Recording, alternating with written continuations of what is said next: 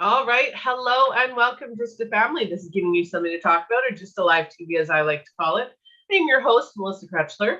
I am currently coming off of a massive head cold. So if I sound funny or need to blow my nose, I apologize in advance. I also have a migraine. So we are showing up full force today after a week out of being sick. So today we're going to be discussing healing your trauma. We're going to get into the nitty gritty of all of that. Today's episode has been sponsored by Phoenix Identity. If you're feeling desperate to feel like yourself again, but you don't even know what that means or what it looks like, let them help you reconnect to who you are, what you like, what you love, and a life you feel blessed to be living. So go and check that out. They have a one-off clarity session for $97, or you can get their 3-month life crisis package by using the coupon code 911. So go and take a look at that. And I'm gonna like, follow, and share the show. Join our newsletter, as now I've got the hiccups. Great. Join our newsletter. You can find us at Just Alive TV across multiple social media and podcasting platforms. And I'm gonna hand it over to my guest speaker, Mary, to introduce herself. Mary, would you like to do the honors? Well, hi, everybody. My name is Mary Herd. I'm a PTSD survivor. I used EMDR to do my recovery, and I'm the author of the book, Unfreezing Trauma, my private journal of EMDR recovery, that goes through and explains everything that happened in every one of those sessions. But there's, a couple of takeaways I'd like to talk to people about today. Absolutely. Feel free. Okay. How PTSD affected me was different than many people, although as I've looked around, it is not that odd. But what I had were called PNESs. Psychogenic non-epileptic seizures. And I started having these seizures when my life was fine. I mean, there wasn't any particular trauma happening in my life. I had just moved back from overseas back to the States, and the States were in kind of a mess like they are today. And so there was some discomfort with what had happened to my country while I was gone. But, I'm back to teaching. I'm teaching in a class. Things are going along fine. When all of a sudden I started feeling shaky, I had somebody come and take my class. And all of a sudden my arm just started flying all over, just like that. And I went to the doctor. They thought it was stress. It progressively got worse. I was living in Arizona. They said, you should move back to your family. You need more support. I moved back in with my father, not the least stressful place in the world. Got a new diagnosis. They said I had epilepsy. So we went with epilepsy for a while, and ended up with a psychiatrist that was supposed to be doing things. When they turned me loose from epilepsy, they said that it was some kind of psychological problem. So they sent me to the psychiatrist, who just continued all the epilepsy drugs and had me in talk therapy. And this didn't do much. It didn't do much at all. What the drugs did was make me sleep. As he increased the drugs, I slept more. I got to the point where my life was mainly just sleeping and seizing and going to see a doctor and coming back home and sleeping and seizing, and it wasn't working. And I decided that it was the drugs. So I started cutting back on the drugs, and I went in to see the psychiatrist, and he said, well, we're going to do a blood level today. So they did it, and they said the level of this drug is not therapeutic, which really didn't make sense because I didn't have epilepsy anyway. So why did they care whether I had adequate epilepsy drugs in my system? And so I started telling him all about why I was trying to go down, and he stopped me and he said, you can either on your own increase your dosage, or we're going to put you in the hospital and make you increase your dosage. So I turned around and I said, oh, okay, I'll increase my dosage. I'll do whatever you want, blah, blah, blah. And this is what I told him. But what I did was I played bad patient. I didn't miss my appointments. I didn't go in, I messed around like that. And during that time, I had a new insurance kick in, Medicaid had kicked in, and Medicare, I think, had both kicked in. And so I could go to some other psychiatrist. I found another psychiatrist, started there, established myself with him. And the first time he knew that I was leaving was when I sent the papers requesting my records be sent. So I got out of that one, which was pretty good. This next guy said, okay, well, let's get off all the meds and see what the problem is. And we kind of got to the trigger kind of idea, of not enough sleep, not eating the right food, around loud noises and big empty echoey places, and things that would make me have seizures. And so we played with that, and we got to the point where, okay, maybe I could do these things and make it so that I would know that I could go somewhere and not have a seizure. Because I couldn't, it's hard to have friends, it's hard to have regular activities when you can't go because you're having seizures so often. You just end up not going anywhere. So I said, maybe I should work. He said, no, why don't you do something that's fun? So I joined a choir. I made it to every choir practice. I made it to the performance. We were doing Mozart choral work. So this was serious choral work. It was great fun. It was wonderful. I made it through. And then I said, okay, now maybe I can get a job. And I found this job teaching music to the little kids, to the preschool, which was an hour and a half a day, every other day. So I worked Monday, Wednesday, and Friday for an hour and a half each day. And I could manage it so that I didn't seize during that time. And I was doing real good. I thought. Compared to not doing anything, this was doing real good. Yep. So some changes started happening in the city. They got rid of their bus system that we had used. A person I was using for my 12-step sponsor left town. There was a big upheaval in the 12-step meetings that I went to, lots of brouhaha and stuff. The people that I worked for were both retiring. There would have been new people coming in. And I picked up a book by this man who writes murder mysteries set at Michigan State University, which is this is where I call home and where I've been home for a long time. And I thought, why not move back to Michigan? And I got online and found out that there was an opening teaching math at the community college. That's where I left to go overseas. And I contacted them and they said, oh, hooray, you're back, come. So I had a job and I went up there and we started trying to do 12 hours a week. We couldn't. It got back to 9 hours a week. That was pretty steady. And I managed to go to like 3 12-step meetings. And then I could go out and do grocery shopping.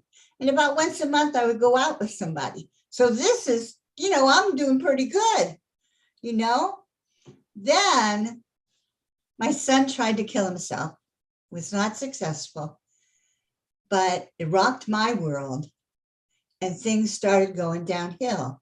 And I started having seizures at work, not being able to do the 9 hours, not being able to do things. I'm sitting in one of my 12-step meetings and I'm having a seizure. The guy next to me puts his arm on me and it stopped. And usually if somebody puts their arm on me, it just goes more. It stopped. And after the meeting, he said, there's this thing called EMDR. I want you to try. So I think it would help you. And he gave me the name of a book and the name of a therapist. And So for a little while, I just didn't pay any attention. I'm like, yeah, right, another thing. It's not going to work. I've tried what they wanted, blah, blah, blah. But then I thought, this is intolerable where I am. I got to get my little act together and try to find out more.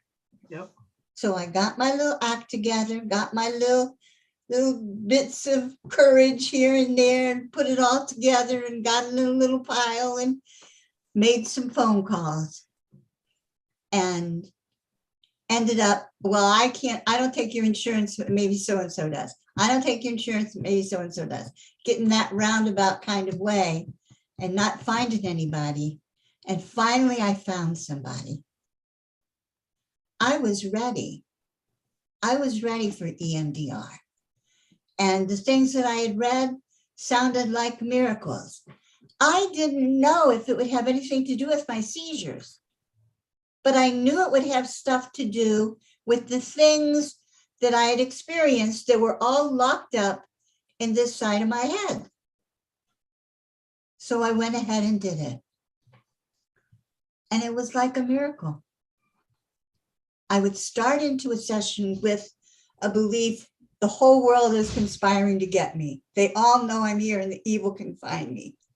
And we go through a trauma, and it's like in the trauma, as you're going through it, you notice things. Like the first one we did was when I was beat up by this man, and my little tunnel vision has me on the floor and he's kicking me with the shoes and he drags me upstairs and that kind of thing. But in the EMDR, as I watched the fingers go back and forth and replay the trauma, I could see the couch. I could see the carpet. I could see a statue that we had. I was noticing things that grounded it in a place in time. And the big thing, after he had drugged me upstairs, he was going to put me in this tub of boiling water and drown me or whatever. And he turned away for a minute and I ran across the street. I grabbed hold, burst into these people's houses, grabbed onto the little thing for the stairs.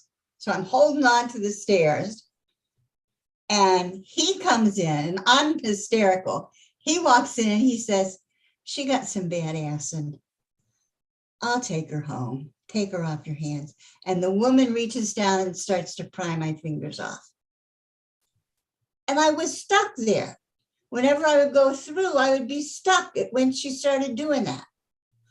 But the next thing that actually happened, when as I looked through it in a different way, her kids were like in their pajamas. They're all getting ready to go to bed. There's, she doesn't know what to do. And I gave her my friend's phone number. She called my friend. My friend came and picked me up, and he didn't get me that night. But I had been stuck there. And at the end of that, this idea that the whole world was out to get me was gone. It was like, no, this was a bad man. That was a good woman. This kind of balances something. This means that he was bad, not that the whole world is bad. Not that everybody wants me to have horrible things happen. It didn't mean that. And so we went through traumas after traumas. Boy, I'm just talking nonstop. And processed the traumas that had messed up my life. When we finished the end of the last trauma, the seizures had stopped. And I could live a normal kind of life. Yeah. So with PTSD, for anybody who doesn't know or is unaware of what PTSD is when you relive your trauma and it isn't grounded to a specific incident or a specific time frame. You're reliving it over and over and over again. as if it was right now, right here and right there. You're not looking back at a memory, you're experiencing it again and again and again. And that's what post-traumatic stress disorder does. Now, there are different variations of it, but that is what PTSD is.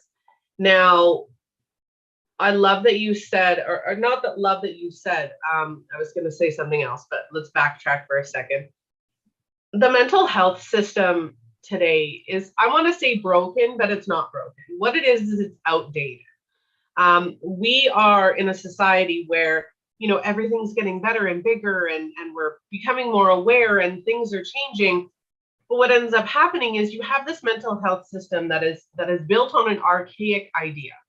And the archaic ideas that they have in the mental health system aren't taking into consideration the growth that we've made as individuals, as mental health professionals, geniuses, whatever that looks like. These ideas that we have, like me and my smarter method, right? That's a revolutionized mental health practice that's not put into place yet, because everybody gravitates to the mental health professionals, which is great. I absolutely, if you want to go to counseling, therapy, absolutely do it. But understand that every one of my clients has been through mental health. They've been through, counseling, therapy, all of that. And while it's great, it's taught them coping mechanisms. It's not actually getting to the root cause of what's creating the issues today, right? And then I did a pre-screening interview today with somebody, and that episode is coming October 21st. So look out for this episode because it goes hand in hand with today's. Is that we don't, the mental health system is trying to teach you to learn to live with it. Yes. Right? It's learn to live with it. It's not we can fix it. It's not we can heal you. It's not we can, help you look at your trauma a different way. It's no, learn to live with it. And that's what the mental health system has become. Learn to live with it. That's the medications. That's, the coping techniques and coping mechanisms that aren't actually changing the way that you view the trauma in the first place. That's why EDMR or EMDR, that is why, the smarter method, that's why, tapping, and there's so many different things that are coming out now. Yes. But because society is told, hey, we need to go to this part, or we need to go this path, right? And not only that, but you add on to that is benefits. You mentioned benefits, right? We're not part of that system. If the mental health system or even benefit providers said that you could go to a holistic practitioner or a holistic practice or, hypnotherapy or anything along those lines that's not generally covered under benefits, that would open up the doors a lot more. That would open up the doors to more holistic practices, more new age practices that are going to revolutionize what mental health looks like. My clients, within 6 months, they're good. They're still going to deal with shit. They're still going to go through stuff that they don't want to go through, but they know how to handle it. They know how not to be triggered. They know what to do when they get triggered. They know what to do through that trauma, and they don't need me anymore. They know how to stand on their own 2 feet and heal. So that's where I was going with that, is the mental health care system is not what it should be anymore. Give me a second. You can comment on that if you'd like. There are all of those other therapies that are proving to work. EMDR, when I did it, wasn't recognized lots of places. At this point, because it took me so long to get the book together and get out here, at this point, you can find EMDR people various places because it's got the kind of background that they want. But the other somatic therapies and the tapping haven't done all of the, peer-reviewed studies and that kind of thing that they want you to have so that they can start it. I did my EMDR in 4 months. And good for me, but bad for therapists in that their client turnover is higher than they wanted it to be. Mm. And I think part of this slowing EMDR down to take longer is just to make the therapists feel better. But Make you know them what? feel like they're doing more, but they're not. I don't think it would, though. I've actually spoken to many therapists, right? And you look at therapy, therapists across the globe. They're overworked, underpaid, and they're drowning and they're struggling. And I see this in therapists across the globe. But if you actually use the techniques like the SMARTER method, like EDMR or EMDR, I have it written both ways. So is it EDMR or EMDR? EMDR, eye movement, desensitization, and reprocessing. So the eye movement is the first part. That's the EM. Okay. Sorry. But if you think about it, so like you and I, right? So I'm a coach. I deal primarily in the mental health industry when it comes to my identity coaching, right? I take the place, or I work in tandem with therapists and counselors. And like I said, usually within 3 to 6 months, depending on the case, my clients don't need me anymore. They move on. If they need me down the road, that's great. We can have a one-off session or check-in or whatever that looks like. They don't need me anymore because that's what I want. The amount of people in the population of global, we're not just talking the US and Canada, we're talking globally. The amount of people who are waiting on wait lists to see therapists, who are waiting on, funding to see therapists. If we use those techniques and made therapy a less length of time or shorter length of time, then that's more people in the long run. You get to help, you get to see, you can help grow, right? And it frees you up a little bit more, right? I don't know about you, but I don't want to work with somebody over a year. That's stale and that's stagnant. If I haven't helped you within that year, then you're not going to be helped by me. It shouldn't take that long, right? And don't get me wrong, there are more complex things, people with DID or dissociative identity disorder. There are people with traumatic PTSD or complex PTSD. But even those, there are ways like EMDR, like the SMARTER method, that can help assist that and create a faster healing time and the ability to do it on our own without the need for a therapist, without the need for a coach or somebody to be there to guide us through it, because we learn it while doing it ourselves.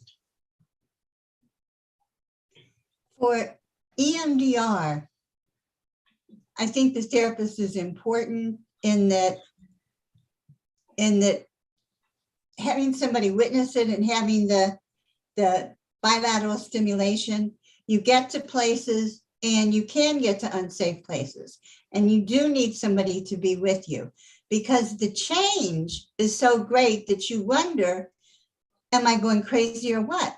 Because I walk into a session knowing that just to think about this incident terrifies me. And then 2 hours later, it's like, well, that's just another thing that happened in my life. And it happened a long time ago. So let's not let it affect today. Yeah. That change is so phenomenal that it's good to have somebody there that witnesses it. And for sure, yeah. Say, this is what happened. And they're like, yeah, that's what's supposed to happen. That's what this therapy is. This therapy moves you from one place to another. Yeah. Keep in mind, right? You need somebody there for those while you're healing, right? You need somebody there while you're healing. And not everybody. There are people who heal on their own, and great. I'm proud of you for doing that. But majority of us need somebody there while we're going through that, because there is that recurring trauma. There is that, that fear. I do past life regression in my spiritual side. So it's a lot of hypnotherapy. And with that, you need somebody there to help just hold your hand and say, you're not alone, you're in control, you're okay, right? Yeah. And just having that support system. So I wholeheartedly agree. Having somebody there is definitely important. So what do you think? Sorry, my cold is still screwing with my throat today. What would be a message that you would want to share to people who are struggling with their trauma, whether they're frozen in that trauma, whether they're going through PTSD, maybe it may be, yeah, what do you want to say to people who are struggling with their trauma? I want to say to them that this is not a life sentence, that this is something hard that is in their life, but that they can get past it, they can get through it, and they don't have to live with it forever.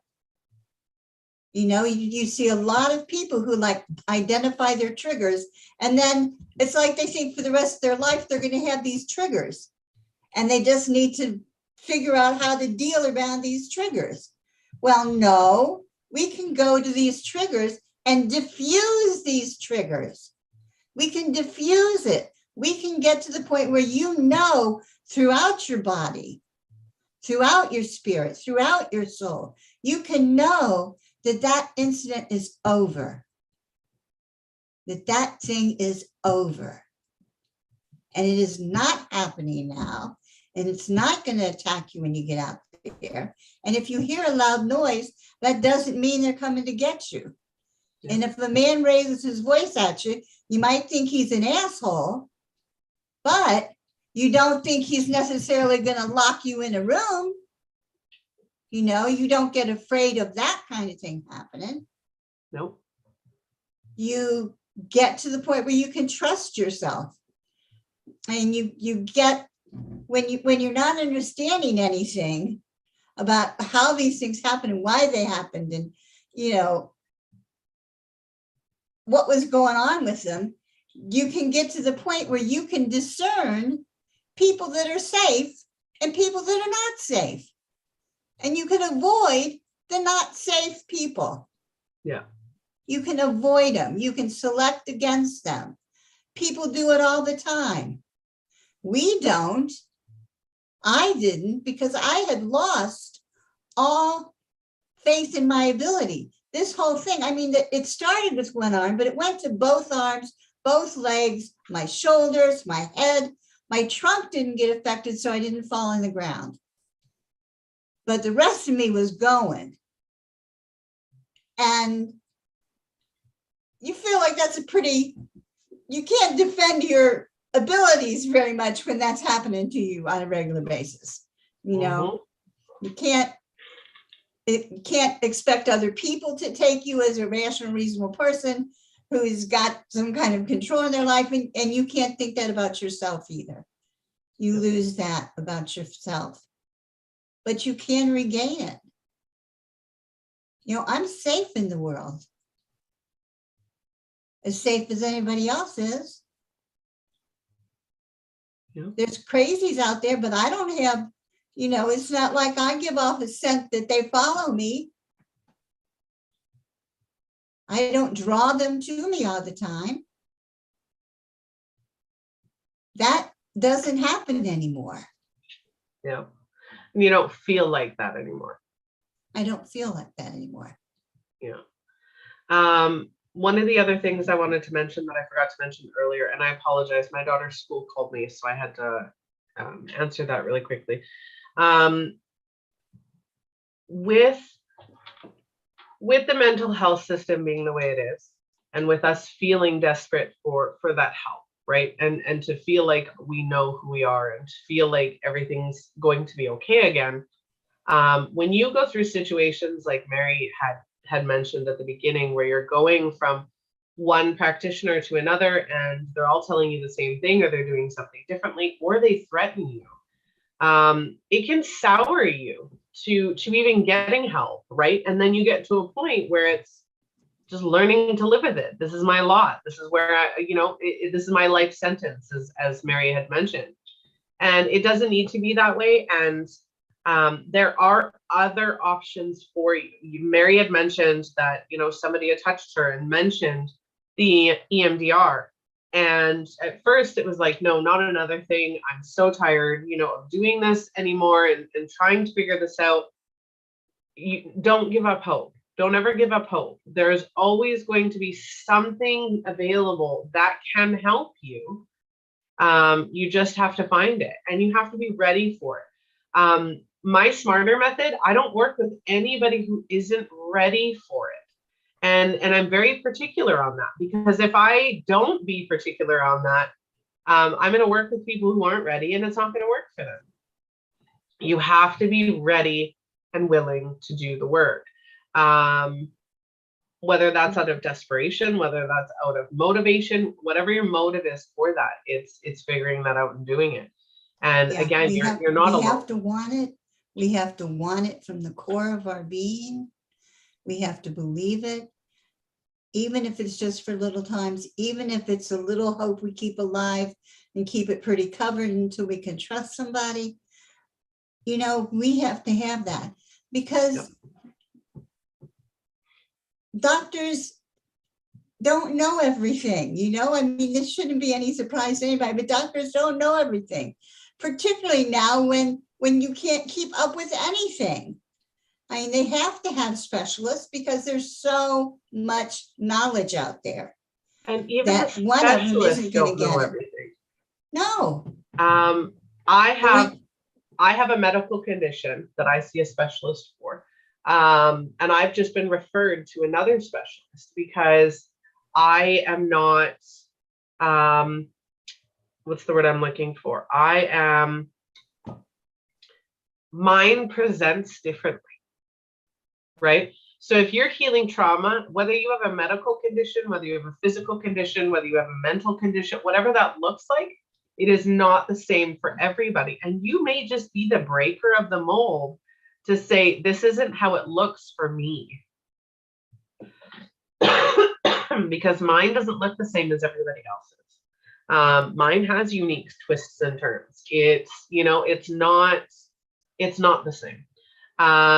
So going that route, you're not alone. You never have to be alone. Find support groups, find people that you can, you know, start to trust, or find different things that you may be able to try to help you to heal your trauma. And the number one thing about healing trauma is acknowledging that there's trauma there. Whether you know what it is, what the root cause is, whether you know what the traumatic event is, trauma can be a single word. Trauma can be something that you saw, somebody saying something to you. It could be an experience you had, or the way that you were raised. Trauma can be something that you find absolutely natural, but was traumatic for you, and you don't even know it. So finding what the trauma is, and acknowledging that you're not feeling okay is the first step. So first, acknowledge it and know that you are not alone. It is absolutely okay. We all experience trauma. None of us get out of traumatic. None of us are exempt from having trauma. Yeah, we present it in all kinds of different ways, and there's all kinds of different solutions to it. My last trauma that we dealt with was really a hidden one. It was the one that was hidden most deep in my mind with the, you know, I had concrete walls and concrete boxes with chains around them, and, you know, and that's where the stuff was held, you know, and I'm barring the door. So this whole half of my head is doing nothing but holding trauma and letting me not know about it. And the final one we finally came to carried with it the thought that I should be dead. If I was good, if I had done right, what I should have done, I would be dead. So I should be dead. And even approaching that, when we approached it, when we started to approach it, I went through this week of feeling like that all the time. You know, I called my therapist and she worked with me, and I called friends and they did this and that and the other. And I made it through the week. But it was hard. Even though intellectually I knew this can't be right.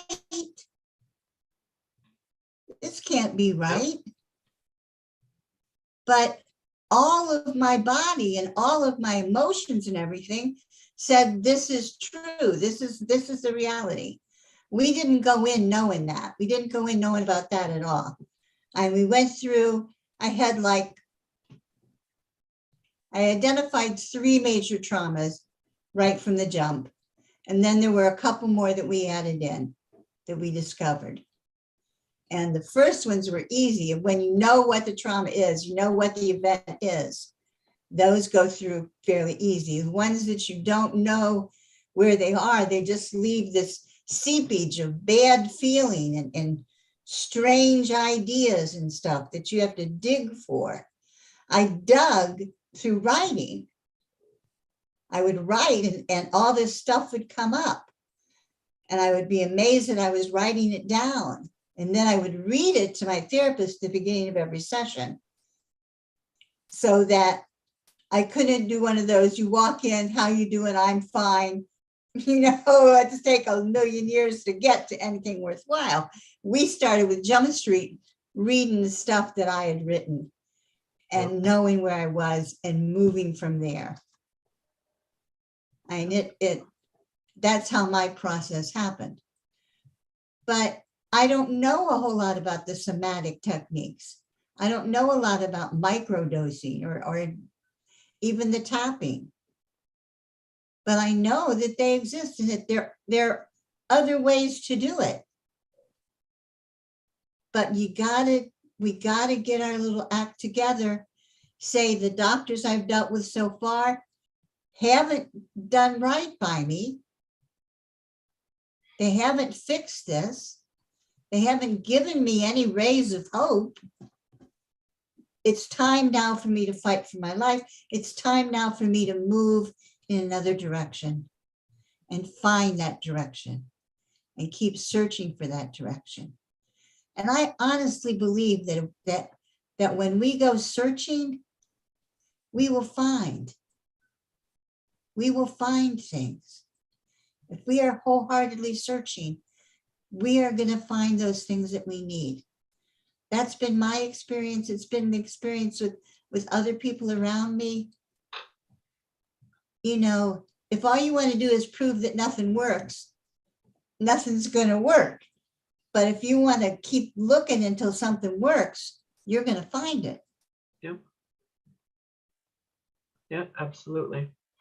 All right. Well, before we get going, what do you think are some, intermittent coping skills or little things that people can do while, trying to heal their trauma or before they're able to heal their trauma, just to help with the symptoms?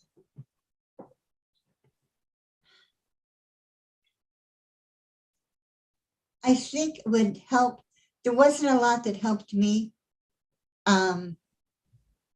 heal the trauma.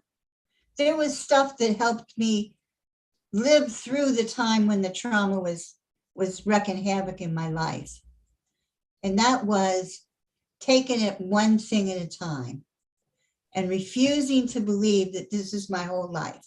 It's not my whole life. This doesn't mean it's going to last forever. This is a little part of my life that may be really bad, but it can change. To look at some of those thoughts I have and say, that's really not right. When I look at it rationally, if I look at people around me, get the idea that that's really not right. So I kind of begin to doubt all of the garbage that gets spewed out of my mind about me and about other people and about how the world works and what my role is in the world. That there's something radically wrong about how I'm looking at that. And that somebody else may be able to help me. That there's people around that can help me, that can help us. No. We don't have to live there. Understanding that, reading some books about it. I've heard people who say they can't read it because it triggers them so much. Well, I found it very useful to read them and hear about people who got better, who got well, who seemed to have worse things happening than what was happening to me, and they got through it. It's like, well, there's a path. Other people have found a path. I can find a path. Yeah. I can believe that there is going to be a path. And believing that and nurturing our hope, nurturing that.